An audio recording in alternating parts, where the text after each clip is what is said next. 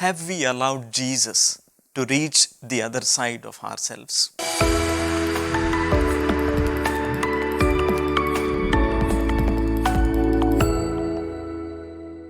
In the Gospel today, we have the curing of the two demoniacs.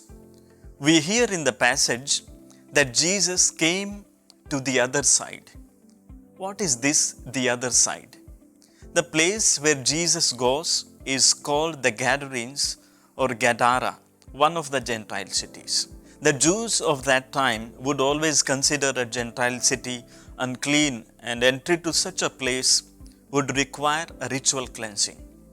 Here in the Gospel, the other side means the place outside the Jewish territory, that is, the place which is neither clean nor holy. So, that is the other side. This region, the Gadarenes, where Jesus reaches, is a place full of uncleanness and filth. The area was filled with tombs. The tombs were considered always unclean and filthy because they contained the dead bodies. The demoniacs whom Jesus met were living in those unclean tombs, and thus they were also unclean. Generally, the demon-possessed people would not be clean and decent in their appearance itself. We hear that there were herds of pigs grazing in that area. Again, the pigs were considered filthy animals as they fed on all filthy things, and that is the reason why they were grazing there among the tombs, the unclean place. All these are clear to suggest to us that the other side where Jesus reached was not at all a clean place, but was filthy and unholy. In fact, visiting such a place by a Jew would definitely need a ritual purification suggested by the Mosaic law, and an ordinary Jew would always avoid landing in such a region.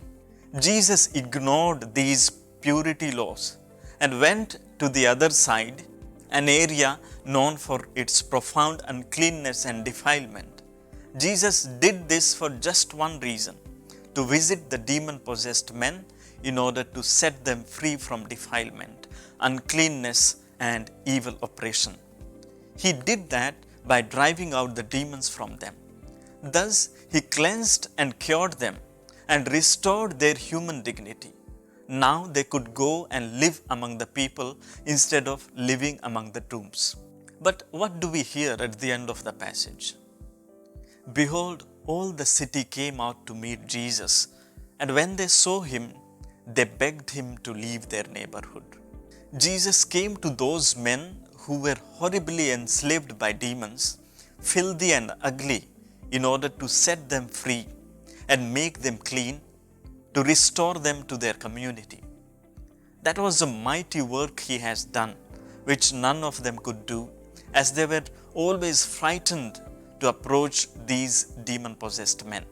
In fact, they could never drive out the demons because they were very powerful. Perhaps what Jesus did was just a sign. He was able to do much more things, but sadly they asked him to leave. Why did they ask him to leave?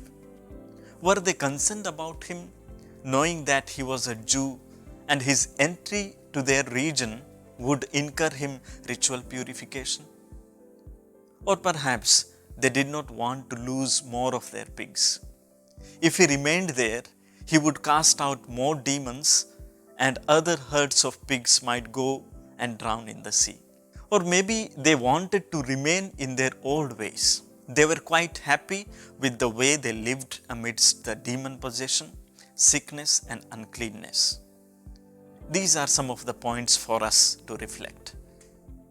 Dear brothers and sisters, there is the other side in all of us as well. Jesus in the Gospel went to the other side, the Gentile region, the unclean and filthy place, so that he can free those in slavery of evil one, cleanse them from filth, and restore them to dignified life. Similarly, the other side in us may be filled with dark side, the evil intentions, the filth of sin, the unclean heart and mind. Have we allowed Jesus to reach the other side of ourselves? Have we allowed Him to cleanse us and set us free? Or are we happy living the way we always used to be, amidst filth and chaos, amidst fear and confusion? Jesus is ever willing to come to the other side, to give us freedom and to give us life of dignity. It is up to us to welcome Him or to ask Him to leave.